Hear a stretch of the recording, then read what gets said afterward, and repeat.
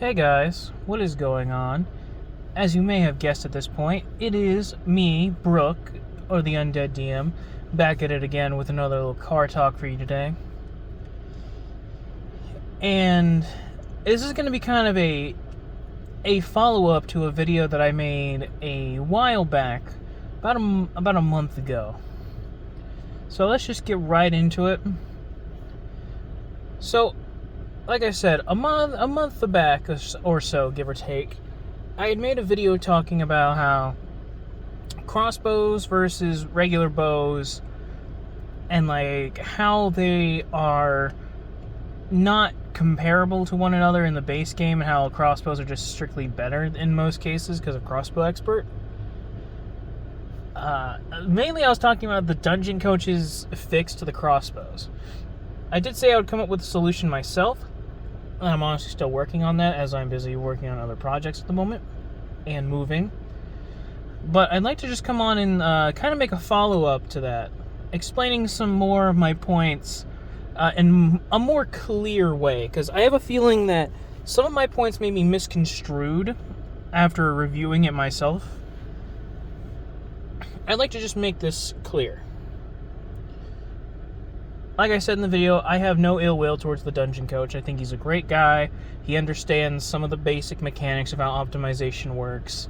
His math is a little off sometimes, but he has good intentions. He wants to make the game better for marshals and making better marshals in general. I commend him for that. It is a very good effort. He's done a very good job so far, but it still needs a little bit of work, in my opinion. But I'd like to start this with the beginning points of how he gave all the different damage types that weapons can deal unique effects based on what they did. So if they did piercing damage, you would become restrained, or you'd have your movement speed reduced by half or something like that. And if you did bludgeoning damage, you would be knocked prone or pushed 5 feet away. And if you got dealt slashing damage, you got a bleed effect that dealt 1d4 damage every round, every turn. Sorry. A little bit of cough. Anyway, he explained that he gave the damage types these properties to make them more interesting. While I do agree that damage types should be more important, probably a video for another time, I don't think they should be as important as to just give them a straight up new ability, which is a mechanic that doesn't exist in 5th edition as far as I'm aware. No damage type that I can think of grants an additional bonus, effect, or save based on its own damage type. The only one I can think of typically is poison damage, because poison damage typically does the poison damage and then applies the poison condition if you fail a save. Or it makes you do a save first and then you take the poison damage and become poisoned. But fire doesn't have an ablaze status condition where you take damage every turn. Acid doesn't have like continuous acid damage outside of certain spells. Ice doesn't, like cold damage doesn't freeze you in place. Radiant doesn't get rid of curses or negate necrotic damage and all that. There's no unique effects for other damage types. So giving them to mundane weapons seems a bit strange to me. It is a very neat concept, but it's not really a mechanic I think exists in pretty much any other edition of Dungeons and Dragons or any other game that I've seen, where the baseline weapons that you get access to each have their damage type associated with a specific effect that you can apply to somebody. Usually it's the weapons themselves that have these unique properties. An example in 5th edition would be that the lance can only be wielded in one hand while you're mounted. And that's given the special property. But if you give everything the special property, much like how Syndrome said in The Incredibles, if everyone's special, nobody will be. So if every weapon that does bludgeoning damage can do the same thing as one another, just with slightly more damage, then it just becomes the same contest of what is the biggest damage that I can get out of a weapon, instead of it being more of a unique choice. Because if you're a character who wants to use a Warhammer, then you can use a Warhammer, and you think, wow, I get this unique ability where I can knock somebody prone or push them 5 feet back, but then some dude with a maul can do the same thing. And deal more damage than you. So again, it just becomes a contest of bigger number. Which one has the bigger number? And I don't really like that design philosophy of give everything a unique feature, a unique ability, as a mundane thing, as a mundane item, and then somehow not see that it's just going to become a contest of numbers. Like, obviously it's going to, no matter what, be a competition of numbers. It's obviously better to use a weapon that does more damage or can output more attacks than it is to just use a big slow weapon. Because yes, if you have a 1d12 weapon, you're dealing a lot of damage, but if you can only hit twice with it, it doesn't really matter. Especially when you can hit 3 times with a d6 weapon and get more damage. An example here would be obviously like a great sword or a great axe versus a hand crossbow with crossbow expert. You'd be getting more damage. On average, around 4.5 damage more. So you're getting more damage, more attacks, and that's not even including the modifiers.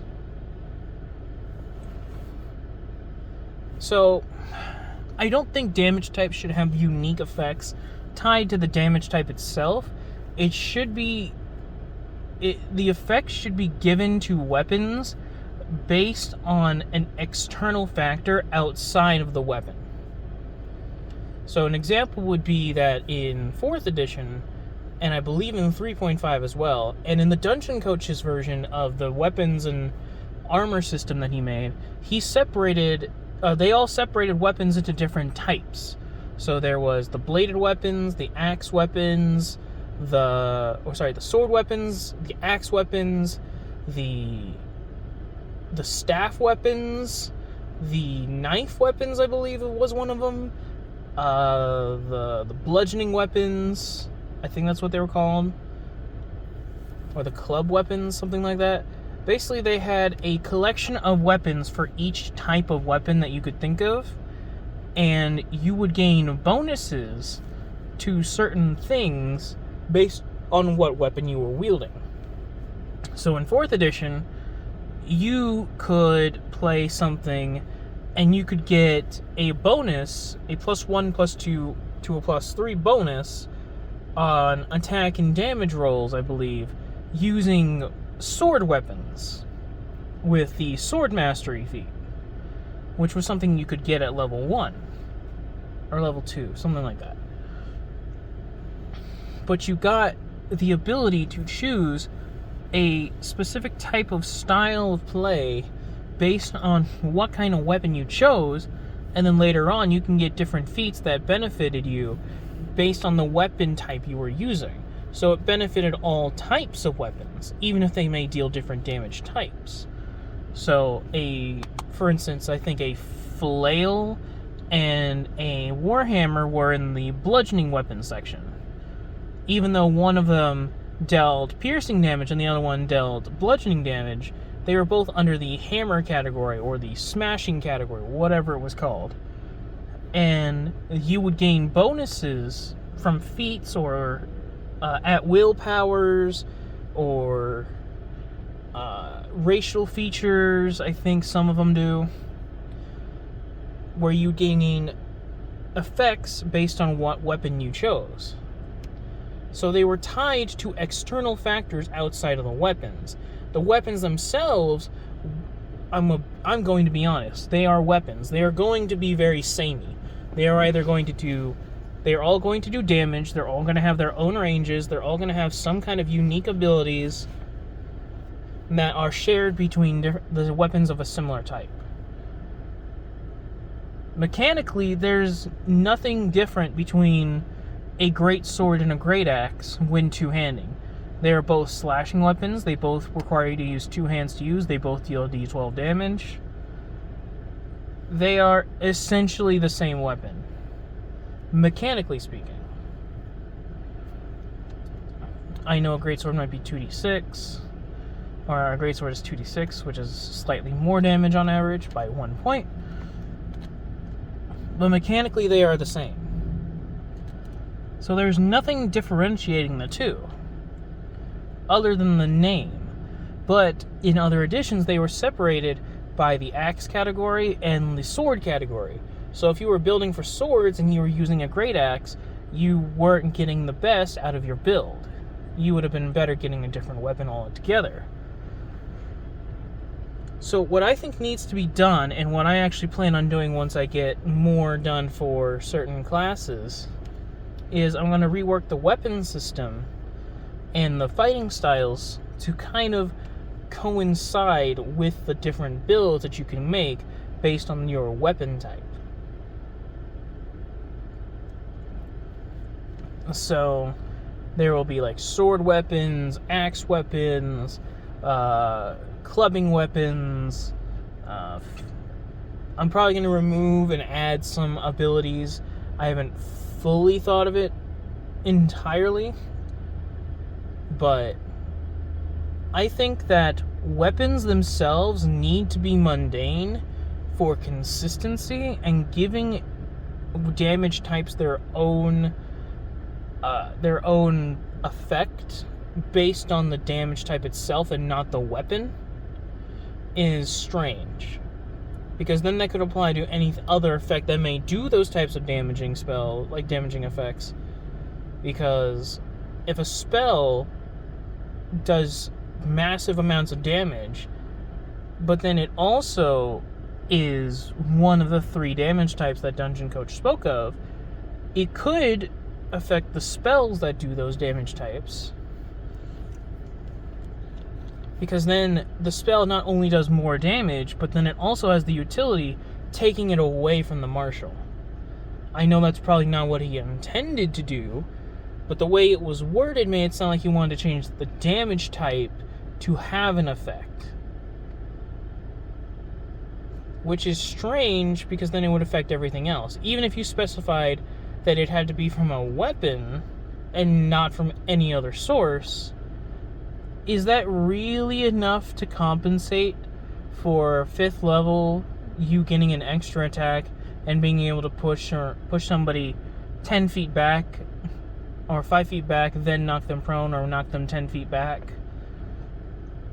Is that really comparable to a wizard dealing on average like 32 damage with a single spell on their turn, possibly out-damaging you, giving you more utility, clearing out minions, overall just being better than you in any way? Is it really that much of a compensation that your weapon can do these things? But what about the piercer, the slasher, and the bludgeoner feat? Yeah, those are bad. Those are, in my opinion, they are very bad, because they are giving things to weapons that you shouldn't have to spend a feat to do. They should be part of your build, but they should not be tied to a feat. They should give different bonuses or different effects based on the kind of weapon that you're using, not just the damage type. But that's just a little clarification. I don't think that giving damage types unique abilities is a good idea. I think it's a very bad idea, very questionable idea, because then you'd probably have to make it even with every other damage type, because it doesn't make sense that these 3 damage types get a unique effect but everything else doesn't. just because they're tied to another mechanic, even though they're all the same type of damage. Moreover, it doesn't really take into account, well, what happens when your magic sword no longer does that damage and does an additional damage type, or does a different damage type like a flame tongue. What if it just changes it to completely fire? Well, now your sword is useless to you because now your build for a sword no longer works with it because it's all fire damage. So your whole sword weapon fighting style, where you're gaining a unique effect for dealing damage with a sword weapon, no longer applies because it doesn't deal slashing damage. It's strange. But that's just my little divergent for today. Yeah.